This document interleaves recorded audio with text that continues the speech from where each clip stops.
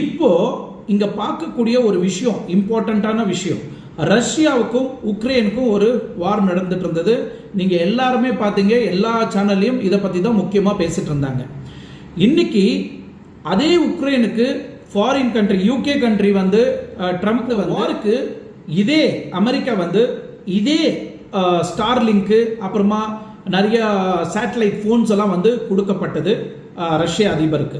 So இவங்க இது வந்து பயன்படுத்திக்கினாங்க. அதுக்கப்புறம் அங்கே இருக்கக்கூடிய இந்த ஸ்டார்லிங்கோட நெட்வொர்க்கை பயன்படுத்தி அங்கே நடக்கக்கூடிய அநியாயம், அங்கே நடக்கக்கூடிய எல்லா பிரச்சனையும் டிவி மூலியமாகவும் சோசியல் மீடியா மூலியமாகவும் ஒளிபரப்புனாங்க.